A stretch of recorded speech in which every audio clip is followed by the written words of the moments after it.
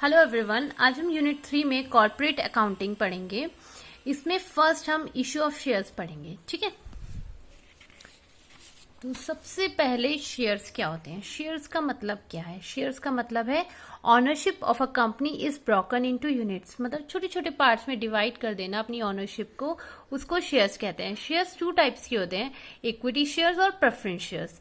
Equity shares को हम ordinary shares भी कहते हैं। इक्विटी शेयर्स वो होते हैं जिनके पास वोटिंग राइट्स होता है और उन्हें डिविडेंड भी दिया जाता है। ठीक है, और प्रेफरेंस शेयर्स वो होते हैं जिनके पास वोटिंग राइट तो नहीं होता, लेकिन उनको एक फिक्स डिविडेंड दिया जाता है, चाहे प्रॉफिट हो या ना हो, लेकिन सबसे पहले उन्हें दिया जाएगा। दूसरी बात सॉरी, जब वाइंडिंग अप का टाइम आएगा उस समय सबसे पहले प्रेफरेंस शेयर्स को ही इनके पैसे दिए जाएंगे। ठीक है, अब इश्यू ऑफ शेयर्स हम किस किस पे कर सकते हैं? पार, प्रीमियम और डिस्काउंट पे कर सकते हैं। पार का मतलब टोटल 10 है तो 10, प्रीमियम का मतलब +2 ऐड कर दिया उसमें, और डिस्काउंट का मतलब 10 से कम।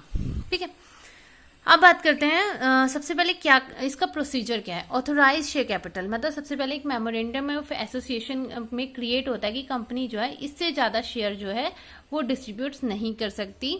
तो जो ऑथोराइज शेयर कैपिटल होता है ना, वो 2 पार्ट्स में डिवाइड होता है, इशूड कैपिटल और अनइशूड कैपिटल। अच्छा, एक चीज और, जो ऑथोराइज शेयर कैपिटल है ना, उसको नॉमिनल और रजिस्टर्ड कैपिटल भी कहते हैं। ये क्वेश्चन आता है। ऑथोराइज शेयर कैपिटल 2 टाइप्स के होते हैं, issued capital, unissued capital. Issued capital देखो, सबसे पहले ऑथोराइज हो गए कि इतने ही कर सकते हैं हम, उसके बाद हमने इशू कर दिया।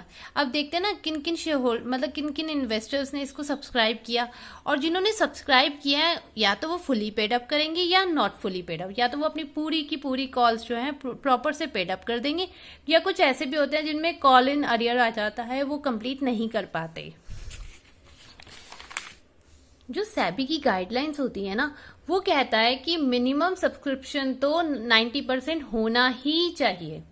मतलब इन्वेस्टर्स जो है 90% जो है उनका, अगर हमने सब्सक्राइब किया है तो मतलब जो इन्वेस्टर्स हैं वो सब्सक्रिप्शन इतना होना ही चाहिए। ठीक है, जब हमने इशू किए हैं अपने शेयर्स तो उस समय जो मिनिमम सब्सक्रिप्शन होना चाहिए वो 90% होना ही चाहिए। ये कंपनी की गाइडलाइंस, ये सेबी की गाइडलाइंस कहती हैं। और अगर ऐसा नहीं हुआ तो क्या होगा? तब जो है इन्वेस्टर्स को रिफंड करना होगा, और रिफंड करना बहुत जरूरी होता है। और जैसे सब्सक्रिप्शन की लास्ट डेट जो होती है उससे 8 डेज ऊपर, ठीक है, मिलेगा। अगर तब तक नहीं किया तो क्या होगा? 15% इंटरेस्ट रेट देना पड़ेगा इन्वेस्टर्स को। ये सेबी की गाइडलाइंस बोलती है, तो ये बहुत इंपॉर्टेंट है।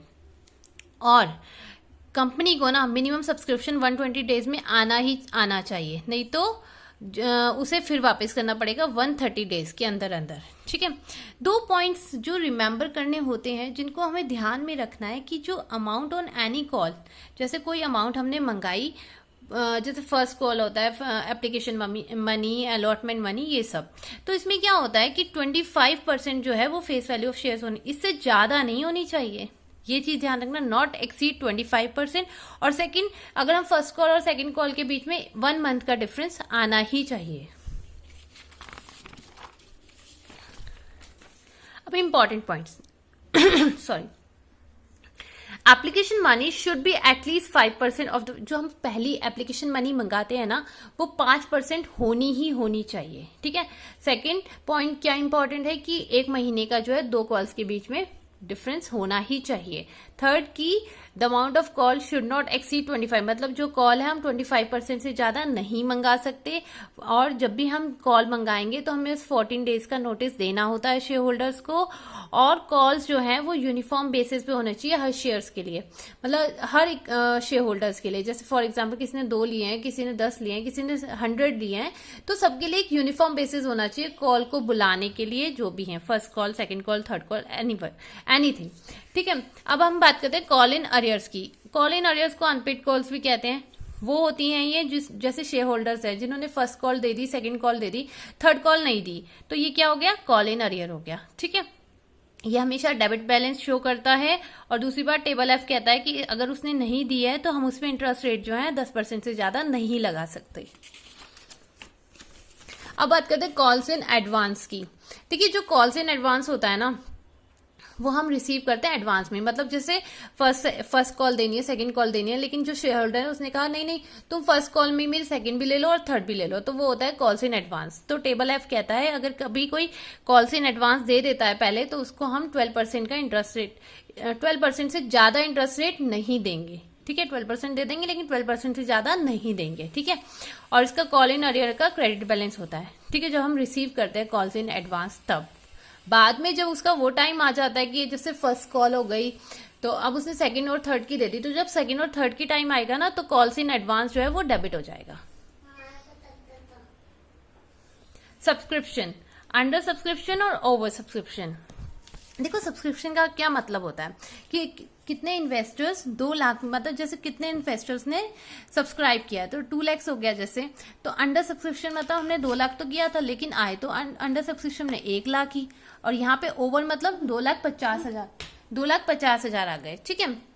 लेकिन एक बात ध्यान रखना, जो अंडर सब्सक्रिप्शन होता है ना उसमें 90% मिनिमम सब्सक्रिप्शन की जरूरत होती है ना, वरना हमें क्या करना पड़ेगा, रिफंड करना पड़ेगा। लेकिन ओवर सब्सक्रिप्शन में क्या होता है, जैसे ज्यादा आ गए, हमने 2 लाख मंगाए थे लेकिन आ गए 2,50,000, तो अब क्या करें, या तो वो कुछ एक्सेप्ट करेंगे एप्लीकेशंस और बाकी सारी जो है रिजेक्ट कर देंगे, या दूसरा कि वो प्रोराटा बना देंगे, या तीसरा इन दोनों का मिक्सचर बना देंगे।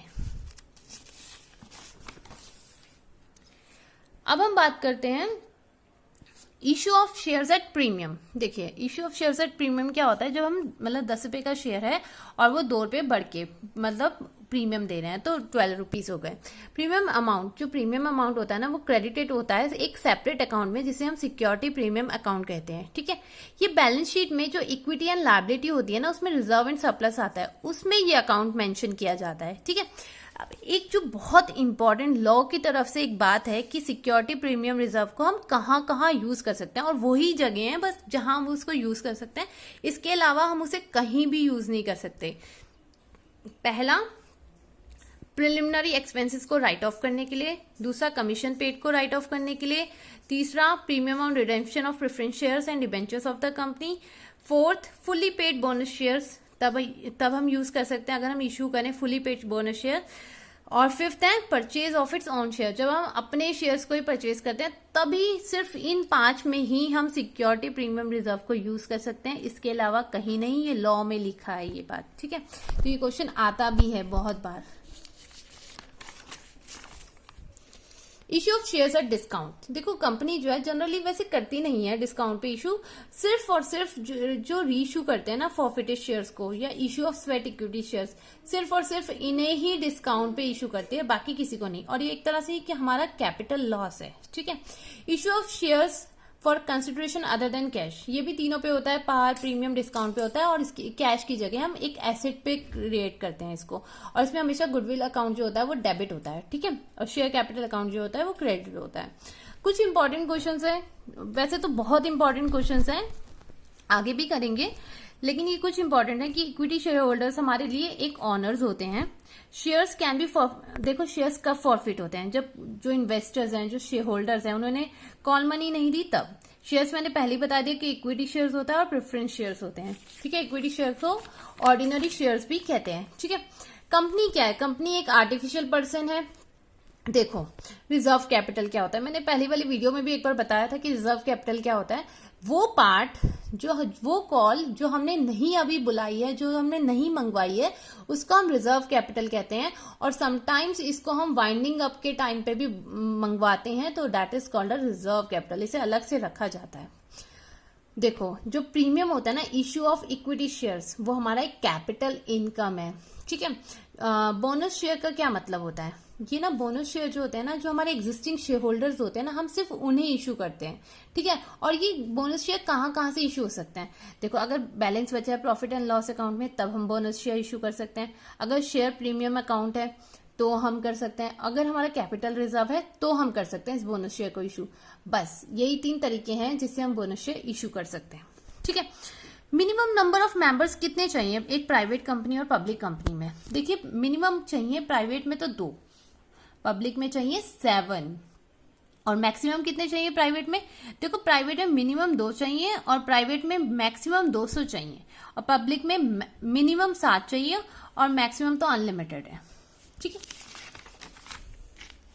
मिनिमम कैपिटल कितना चाहिए? प्राइवेट को तो सिर्फ 1 लाख चाहिए, लेकिन पब्लिक को 5 लाख, ठीक है। और नंबर ऑफ डायरेक्टर्स,